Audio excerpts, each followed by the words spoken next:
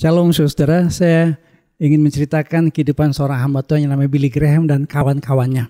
Pasti saudara pernah mendengar nama Billy Graham, seorang penginjil yang Tuhan pakai luar biasa. Billy Graham seringkali disebut sebagai pengkhotbah abad 20 dari orang-orang di Amerika Serikat dan seluruh dunia.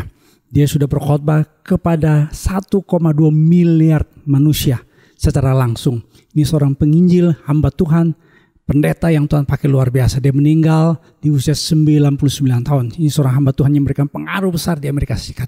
Sebenarnya pada waktu Billy Graham mulai dipanggil jadi hamba Tuhan di awal tahun 40-an, dia punya dua orang teman yang lain. Yang pertama namanya Chuck Templeton, yang kedua Brown Clifford. Tiga orang ini disebut sebagai trio penginjil yang luar biasa. Semua orang mengatakan di Amerika Serikat, gereja-gereja hamba-hamba Tuhan mengatakan ini tiga pengkhotbah yang akan menggoncangkan Amerika dan seluruh dunia. Tetapi sampai hari ini kita nggak pernah dengar yang namanya Chuck Templeton dan Brown Clifford. Kenapa? Karena ternyata yang namanya Chuck Templeton dan Brown Clifford not finished well. Mereka tinggalkan pelayanan, mereka tinggalkan Yesus Kristus, dan mereka meninggal dalam keadaan yang menyedihkan. Kenapa itu bisa terjadi, saudara? Karena sering kali ada banyak orang Kristen, dia memulai dalam roh, tapi mengakhiri di dalam daging. Saya baca dalam Alkitab Yohanes 13 ayat 36 sampai 38.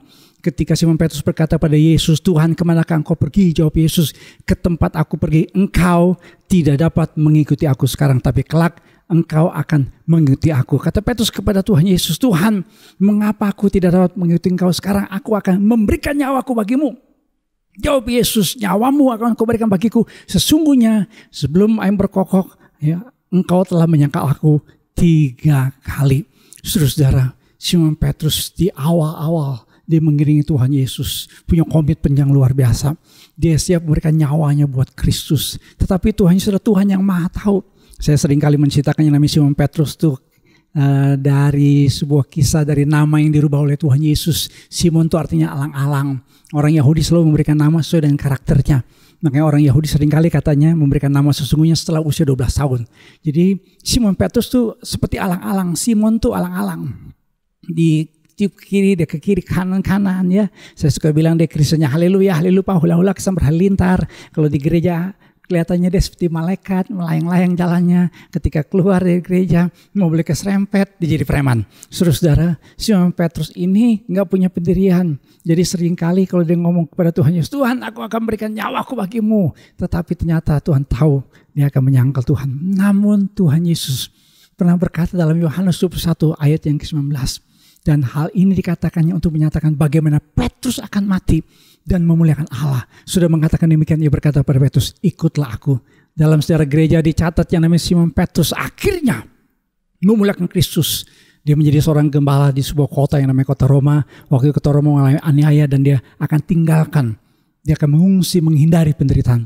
Tetapi ada sebuah film yang berjudul Quo Vadis, ini diangkat dari sejarah gereja, yang menceritakan ketika dia tinggalkan kota Roma berjumpa dengan Kristus. Dan dia kaget. Dan dia bertanya kepada Kristus, "Quo vadis Kristus, mau kemanakah engkau Kristus?" Yesus berkata, "Aku akan kembali kota Roma untuk disalibkan kembali." Langsung Simon Petrus sadar dia harusnya mati untuk memuliakan Allah. Dia kembali kota Roma dan menyerahkan dirinya kepada orang-orang yang menganiaya orang-orang Kristen. Dan dia disalib. Ketika mau disalib, dia berkata, "Tuhanku disalib dengan kepala di atas, kaki di bawah. Saya tidak layak seperti Tuhanku." Dia disalib terbalik. Kakinya di atas, kepala di bawah. Dengan cara demikian dia mati dan memuliakan Allah. Saudara, di akhir hidupnya Simon Petrus, dia finish well. Kita mau supaya setiap kita menjadi orang-orang percaya. Walaupun situasi saat ini berat. Tetapi Simon Petrus dia punya komitmen, dipenuhi Roh Kudus. Dan dia sungguh-sungguh mau bertekad dengan iman dan percaya bahwa dia sanggup melakukan segala yang Tuhan inginkan dalam hidupnya. Ini menjadi doa saya kepada saudara-saudara semua. Puji Tuhan. Haleluya. Bapak Ibu sekalian, kita akan tetap beribadah secara online. Kemungkinan besar akhir Juli. Ini kita masih melihat situasi yang ada, terus berdoa untuk situasi yang ada. Kami menerima saran yang cukup baik. Pak Dr. Rinus Min meminta kami, para pelayan Tuhan di GB Ebenezer, untuk melihat semacam kayak siklusnya atau kurvanya. Kalau kurvanya mulai menurun, baik, kita mulai berpikir untuk membuka ibadah. Tapi kami merencanakan, biarlah kita merencanakan, tapi Tuhan yang menentukan. Di akhir Juli kita akan mulai ibadah bersama-sama di gedung gereja Wahid Hasim 67 Jakarta Pusat. Namun pada tanggal 12 Juli ini, jam 10 kita ada ibadah live streaming. Jadi kami akan memulai untuk ibadah live streaming langsung dari gereja. Jadi kita punya 2 model ibadah hari Minggu. Ada ibadah yang dilayani dari rumah saya. Ini dari rumah saya.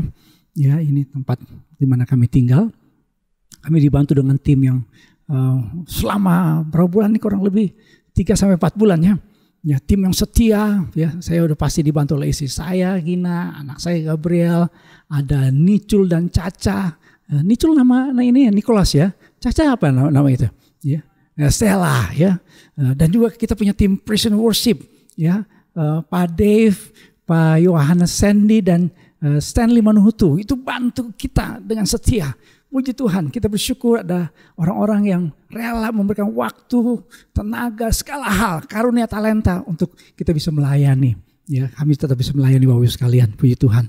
Namun, ya 12 Juli kita mulai ibadah yang disebut dengan live streaming. Nah, ini ada perbedaan sedikit. Bapak Ibu sekalian, linknya, channelnya, kalau biasanya selama ini Bapak Ibu sekalian terima, tapi untuk live streaming Bapak Ibu sekalian buka aja.